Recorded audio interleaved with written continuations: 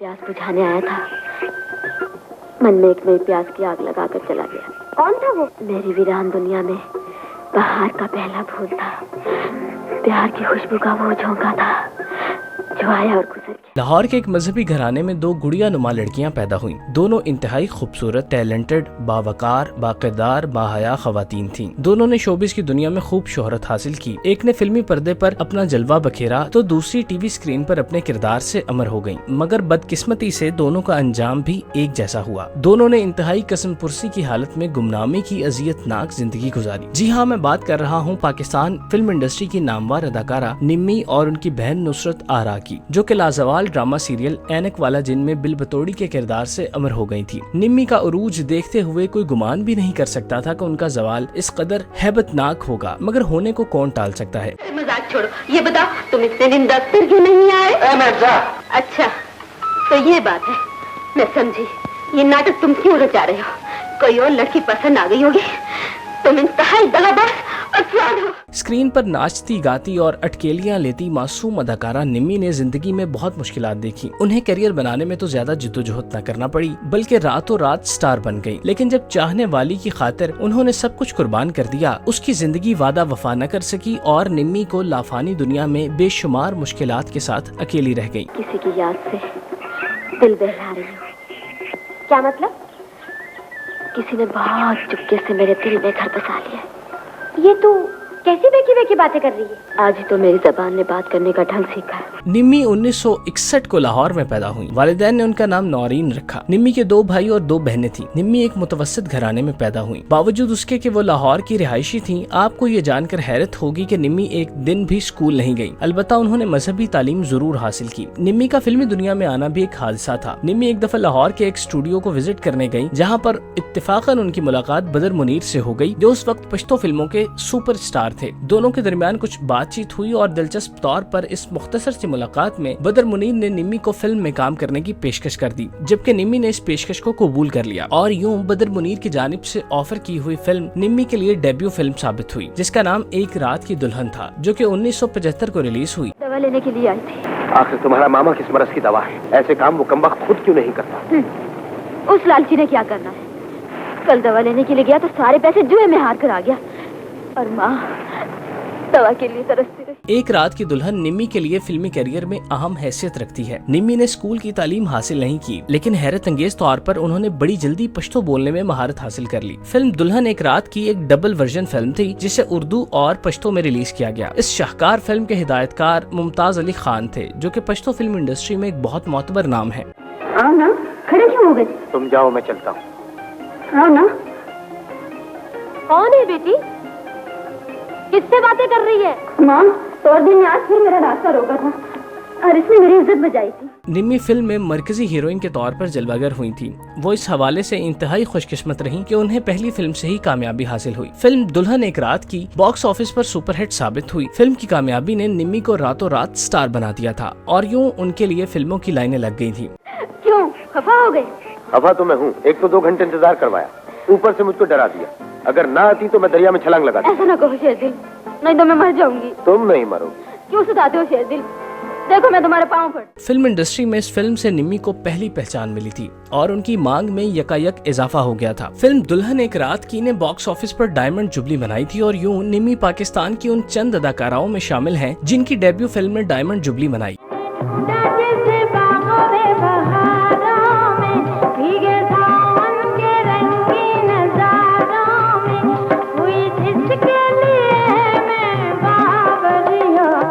उन्नीस 1974 के साल निम्मी की 2 फिल्में रिलीज हुई थीं, जिनमें इंतकाम के शोले और दामन की आग शामिल है। दोनों उर्दू फिल्में थीं। फिल्म इंतकाम के शोले में वो एक दफा फिर बदर मुनीर की हीरोइन बनी थी। इस फिल्म में भी निम्मी मुकम्मल हीरोइन के तौर पर नजर आई। फिल्म की दीगर कास्ट में आसिफ खान और कवि खान भी शामिल थे।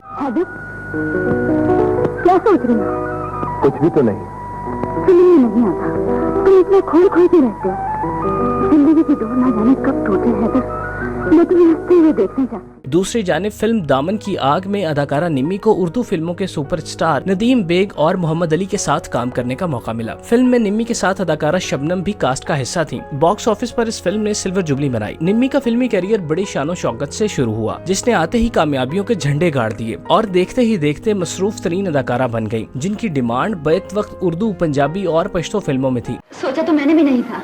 खैर, आओ मैं तुम्हें बाकी लोगों से मिलवा दूं। अरे रहने दो, तुमसे मुलाकात होगी, अब दूसरों से क्या मिलना, फिर मिल लेंगे। बड़े तेज हो गए हो।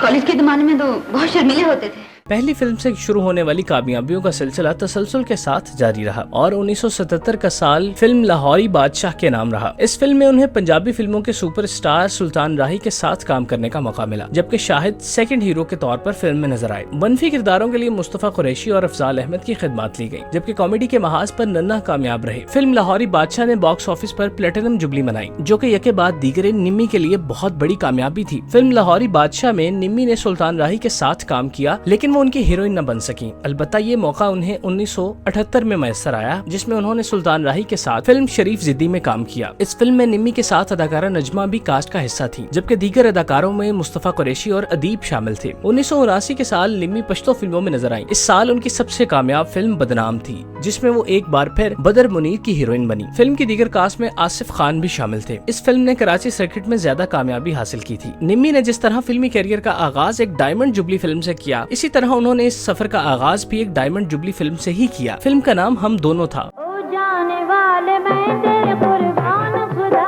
हाफिज़, ओ मेरे हसी ख्वाब के मेहमान खुदा हाफिज़, मेरे जानान खुदा हाफिज़। 1980 में रिलीज होने वाली फिल्म हम दोनों हिदायतकार परवेज मलिक का शाहकार था। ये एक इंतहाई आला पाई की फिल्म थी। ये दौर पंजाबी फिल्मों के उरूज का जमाना था, जिसमें पुरतशद्दुद फिल्में कामयाबी हासिल कर रही थीं और पश्तो फिल्मों का जवाल शुरू हो चुका था। उर्दू फिल्मों के फनकार या तो घर बैठ गए थे या फिर पंजाबी फिल्मों में तगदो कर रहे थे। इन पुरतशद्दुद फिल्मों के दौर में हम दोनों एक आला मयार की मुख्तलिफ फिल्म थी, जिसे नाजरीन ने बहुत पसंद किया। इस फिल्म में निम्मी को नदीम और केमाल के साथ काम करने का मौका मिला। शबनम ने नदीम की, जबकि निम्मी ने केमाल की हीरोइन का किरदार निभाया।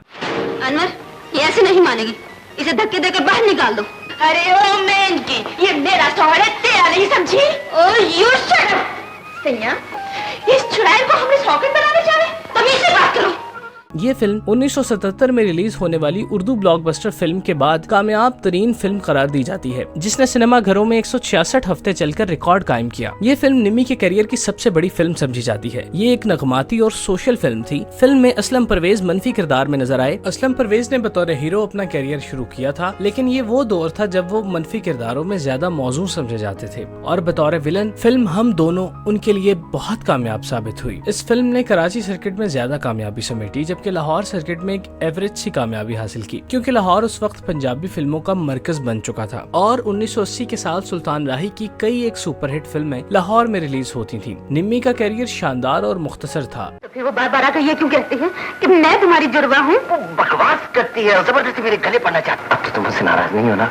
नहीं, मगर अनवर, वो बहुत चालाक औरत है, हमें बार बार यूं ही परेशान करती रहेगी। 80 की दिहाई के आगाज में निम्मी ने शादी कर ली और इस वजह से उन्होंने फिल्मों को छोड़कर घरेलू जिंदगी पर तवज्जो देना शुरू किया। दरअसल ये निम्मी की आला तरबियत ही थी जो कि उस खास रिश्ते की अहमियत को समझती थी, क्योंकि बाकी अदाकाराओं को देखा गया है कि वो इस कदर उरूज पर फिल्मी दुनिया को किसी तौर नहीं छोड़ती और ऐसे कई रिश्ते कुर्बान करने पर झट से तैयार हो जाती हैं और अपने शौहर और बच्चों समेत किसी को खातिर में नहीं लाती। लेकिन निम्मी ने लामहदूद लालच में पड़ने की बजाय जो मिल गया उसी पर इत्मीनान करते हुए फिल्मी दुनिया को खैराबाद किया। निम्मी को अल्लाह ताला ने औलाद से नवाजा। उनकी 2 बेटियां और एक बेटा पैदा हुआ। निम्मी ने फिल्मी दुनिया को छोड़कर एक अच्छा फैसला किया, क्योंकि इस तरह से वो अपने शौहर और बच्चों की अच्छी तरह से देखभाल कर सकती थी। निम्मी अपनी जिंदगी में बहुत खुश थी, लेकिन उन्हें ऐसा सदमा लगा जिसका गम कभी खत्म न हो सका और उसने निम्मी के लिए ऐसी मुश्किलात पैदा की कि वो आखिरी सांस तक उससे लड़ती रही। आप सबको जानकर बहुत अफसोस होगा कि शादी के चंद साल बाद ही 80 की दहाई के आगाज में उनके शौहर का इंतकाल हो गया। निम्मी के लिए ये किसी पहाड़ टूटने से कम न था। उनके छोटे छोटे बच्चे थे। अब वो फिल्मों को भी बहुत हद तक खैराबाद कह चुकी थी, क्योंकि उनके शौहर घर के लिए रोजी का सामान करते थे। अपने शौहर की वफात के बाद निम्मी बिल्कुल अकेली रह गई थी। क्या पता, वैसे कल वो तुम्हारे आशिक ठेकेदार के पास ही खड़ा था। उसके पास तो शेर दिल खड़ा था। जो कोई भी था, मेरा दिल था। फिल्म स्टार नीलो के बाद ये जुर्रत निम्मी में देखी गई कि नीलो ने भी शादी के बाद फिल्मों को छोड़ दिया था, लेकिन चंद सालों बाद जब वो 3 बच्चों को जन्म दे चुकी तो उनके शौहर रियाज शाहिद इंतकाल कर गए। लेकिन नीलो ने हिम्मत नहीं हारी और फिर से फिल्मों में दाखिल हुई, जिससे उन्होंने अपने बच्चों को पढ़ाया लिखाया और आला तालीम दिलवाई। ऐसी मिसाल निम्मी ने भी कायम की। निम्मी ने फिर से फिल्मों में काम करना शुरू किया। 80 की दहाई के इख्तिताम तक वो फिल्मों में काम करती रही।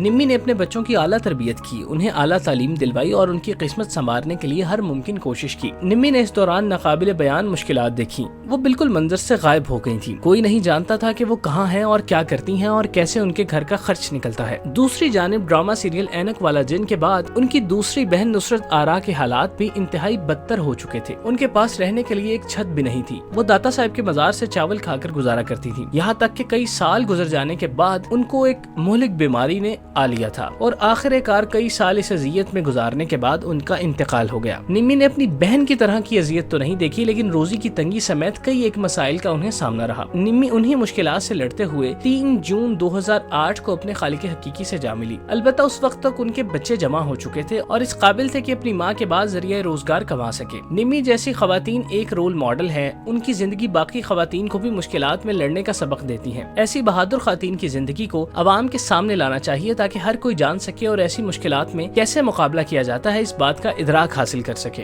तुम्हें क्या बताऊं, तो दिल ने मेरे मामा को सब कुछ बता दिया और तुम्हारे जाने के बाद मामा ने मुझे बहुत मारा। शायद आज के बाद हम फिर कभी ना मिल सके। ये क्या कहती हो? सच कहती हूँ।